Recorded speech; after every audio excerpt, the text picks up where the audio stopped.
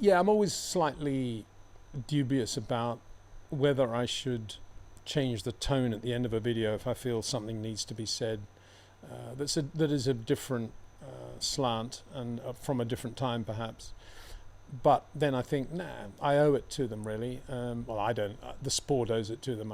That's how I think. And in the case of Mark Donohue, he was always a hero because the name is such a great name for a racing driver, isn't it? Mark Donohue. And he looked so cool, even in his early Trans Am days. And then he was with Roger Penske, and everything was just like magic with Mark Donohue. Even his first Grand Prix, when he finished third, I think, in the Canadian Grand Prix, 71, from memory, in a Penske run McLaren. And then he did all that amazing stuff with Porsche in the Can-Am series, the 91730, which I think the Sonego car, which I think we all remember. And he was just absolutely larger than life in everything he did. And to me, he was an absolute hero. And then Penske announced he retired. And then Penske announced he was doing Formula One with Mark Donohue, building a car in the south of England with Jeff Ferris, designer. And Mark was going to be racing the car. And wow, I couldn't believe it. So obviously in 75, I made it my business to get to know Mark. Well, get to know him, to meet him, get his autograph first of all, which I did. I got him to sign his book, The Unfair Advantage, one of the best motor racing books I've ever read, by the way. We chatted about that. And then I used to go down to Bognor, where he was living near the factory, quite often. And we used to hang out at the pub and chat. And he's softly spoken, eloquent, articulate, passionate about motor racing. He confided that he didn't really want to be racing. He was happy in retirement, but Roger had really pushed him into doing it. And he felt the challenge was so interesting that he couldn't really say no. But he wasn't trying to be part of the Formula One elite. He was just Mark Donohue, and he was wearing, jeans, fairly battered old Gucci loafers, V-neck pullover, t-shirt underneath. Just a normal guy, and we'd talk about normal things, and I got to know him pretty well, I think. He bought a beautiful black 911 and drove that around in Europe. And I remember the 75 German Grand Prix. I was walking down the pit lane on Thursday, and he was going out to do a lap of the circuit in the 911, and he just stopped and said, "Hey, come and sit next to me." So I sat down in the 911, the black 911, did a lap of the Nürburgring with Mark, and we, and it was an amazing lap. It was a Porsche as well, and he's synonymous with Porsche anyway, obviously. And yeah, he was fabulous. Great racing driver, and it broke my heart when that accident happened on the Sunday morning. We used to have the Sunday morning warm-ups before a Grand Prix, and they're always quite early, 8 o'clock in the morning, something like that.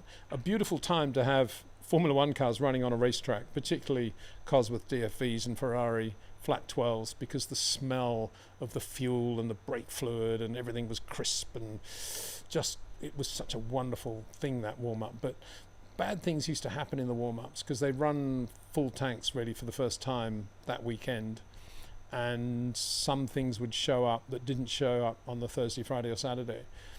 And the Austrian Grand Prix that summer, it was a big battle between Firestone and Goodyear, and they were going lighter and lighter with tyres and reducing the plies in the tyres.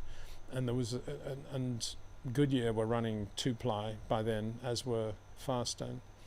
And Mark had a 2-ply Goodyear blow going into the very, very fast right-hander at the top of the hill in Austria, a corner which doesn't exist anymore, and went off and hit the guardrail. But everything continued and everything ran as normal, and they were only about 20 minutes, those warm-ups anyway. And Emerson stopped to see if he was okay, and I remember he came back into the pit lane, and I remember he was chatting to Domingos Pedadi, his manager, and I I just went straight into the conversation, as you could in those days. And Emerson was saying, no, I've seen him, he's okay, he was sitting by the car, but it was not good, the tyre blew, we've got to be really careful about these tyres, we've got to do something about it. And I didn't really think too much more of it after that. Obviously he didn't race, and the race happened, and the rain came, and Vittorio Brambilla won, and taking his hands off the wheel as he crossed the line and crashed into the guardrail. It was, and I'd actually flown there in a light aircraft with Alan Henry, Barry Gill, and Michael T, taking off from Southend-on-Sea. And as I was, it was pouring with rain. And as I was sort of trying to get all my stuff together to get into the light aircraft, it's always the same phraseology. Oh, have you heard about Mark Donohue? And I looked around and said, no. He said, oh, apparently he died. I said, what? And sure enough, it's what we know now. He got a headache, and because the headache got worse and worse, they put him straight into a helicopter and flew him to Graz, which I think is about the worst thing you can do when you have a problem with the brain like that. And he died in the helicopter, I think. And I just heard it like that. And then it was no time to think, soaking wet into this light aircraft, which was taking off from the Zeltweg airstrip, the military one right by the track. And it was a twin prop Comanche. And as we took off, I was sobbing, obviously. I was soaking wet from tears and the rain, and I was still in my t-shirt. And as we took off into the night with the rain coming down, lightning everywhere, or just flashes, not fork lightning, just flashes in the clouds, I heard a mayday call over the RT from Graham Hill. He's saying, mayday, mayday, I need VFR and all this stuff. And that went away and it got solved. We know what happened to Graham and later on in the year. And we were sort of going up and jumping all over the sky. And I remember the fresh air vent of the aircraft was jammed open, and I was absolutely freezing. I was shaking like this. Mark had just been killed, or I just heard about him dying. I was soaking wet, freezing cold, strapped in the back of this thing. It was jumping all over the Alps. And the young pilot who'd flown over, and Michael T had sat in the front, I think, as a sort of honourable co-pilot, passed a map round and said, can anybody see any mountains here higher than 15,000 feet or something? Because I don't have any radar and we need to make sure we're not going to hit a mountain. That's great.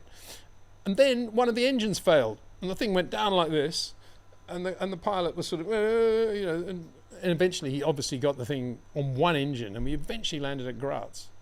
I was just like, you want the day that I will always remember and never. I remember when I landed, I remember thinking, if we ever land on ground, and I ever touch the ground again, I'm going to put my hands into a toaster and turn it on, because that'll be nothing compared with what I've just experienced.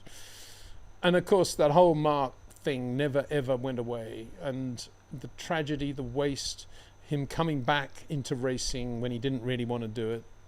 And there was a terrible lawsuit afterwards, I think involving Bell Helmets and Goodyear, all of which was a terrible taint on the Donohue name. And I think, I may be wrong here, but I think because the lawsuit was carried out in Rhode Island, it was one of the few states in in America where the waiver law that said you waive the rights to claim if there's a failure, the waiver law didn't apply, and I think there was quite a large payment in the end to the estate. I don't know the details, and I may be wrong on that, so apologies if I am. So that was it, Mark gone, and I was just left to write an obituary in Autocar magazine, and motor racing carried on, and as it did. And because the car hadn't been brilliant, he'd started with the Penske, which wasn't good, they'd switched to the March, which was a little bit better. But because of that, it was, everybody just carried on. And there wasn't much of a big deal said about it, to be honest. That's what I remember. To me, it was heartbreaking, the whole thing. I just wish he'd never come back into Formula One.